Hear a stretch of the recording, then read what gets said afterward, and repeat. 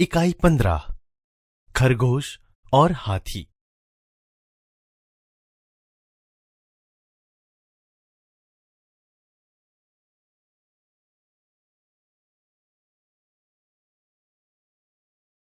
इकाई को सुनिए। खरगोश एक छोटा सा जानवर है और हाथी बहुत बड़ा। इस कहानी में खरगोश किस प्रकार अपनी समझदारी से हाथियों से अपनी रक्षा करते हैं, इसका वर्णन है। यह कहानी पंचतंत्र से ली गई है। एक जंगल में एक सरोवर था। सरोवर के किनारे गीली जमीन थी। वहां बहुत से खरगोश रहते थे। खरगोशों के बिल जमीन के अंदर थे।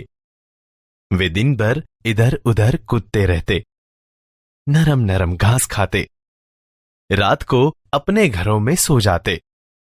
वे सब बहुत प्रसन्न रहते थे। उसी जंगल में कुछ हाथी आ गए। हाथियों के झुंड में कुछ शरारती हाथी थे।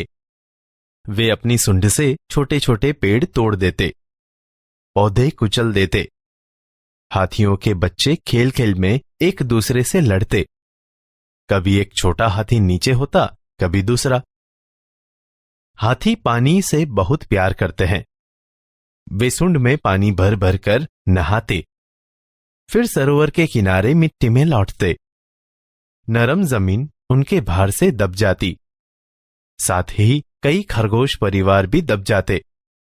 इससे खरगोश बहुत दुखी थे। खरगोशों के सरदार ने एक उपाय सोचा। कुछ चुने हुए खरगोशों के साथ वह हाथियों के सरदार के पास गया। कुछ दूरी पर बैठ खरगोशों के सरदार ने अपने अगले पांव उठाए। उसने उन्हें हाथ जोड़ नमस्कार किया। हाथी ने सूंड उठाकर नमस्कार का उत्तर दिया। खरगोश सरदार बोला, हम चांद के भांजे हैं। चांद में आप हमारे भाई बंधुओं को देख सकते हैं। हमारे कुछ भाई धरती पर रहने आए हैं। मामा रोज सरोवर में आते हैं हमसे मिलने। वे आपसे नाराज है। हाथी बोला, क्या, क्यों नाराज है? हमने क्या किया है? खरगोश बोला, सरोवर के समीप नरम मिट्टी में सुराख कर हमने अपने घर बनाए हैं। आपके आने से सुराख दब गए, जिससे चंदा मामा के बहुत से भांजे दब गए। इसीलिए वे आपसे बहुत नाराज है। खरगोश आगे बोला, वे रात को सरोवर में आएंगे और उन्हें यह देखकर अच्छा नहीं लगेगा। रात हुई, पूर्णमासी का चांद निकला। हवा तेज थी। सरोवर में हल्की हल्की लहरें उठ रही थी। चांद लहरों के साथ साथ ऊपर नीचे हो रहा था। हाथी और खरगोश वहां पहुंच गए। खरगोश बोला, देखिए महाराज, चंदा मामा गुस्से से कांप रहे हैं। आप जल्दी यहां से दूर चले जाएं। लगता है मामा नाराज हो रहे हैं। हाथियों के सरदार ने अपने झुंड की तरफ देखा। सभी डर गए थे। सरदार ने अपनी सूंड ऊपर उठाई। सभी हाथियों ने ऐसा ही किया। अब सरदार बोला, चमकते हुए चांद को हमारा नमस्कार। हम अपनी गलती मानते हुए आपसे क्षमा मांगते हैं। आप हमें क्षमा करें। हम अभी दूसरे जंगल में चले जाते हैं। अब ऐसा काम नहीं करेंगे जिससे दूसरों को तकलीफ हो।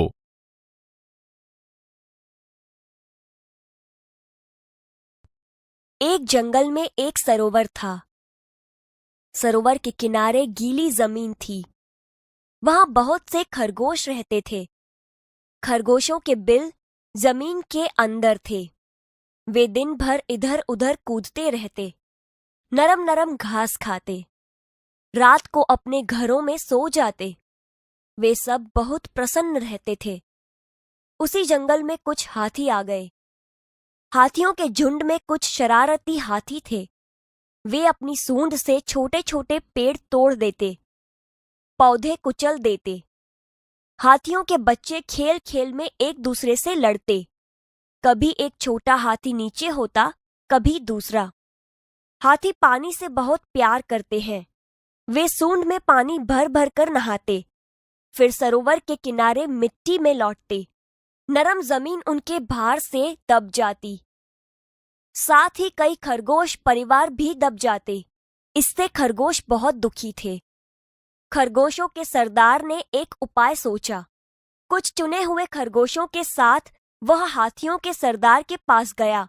कुछ दूरी पर बैठ खरगोशों के सरदार ने अपने अगले पांव उठाए।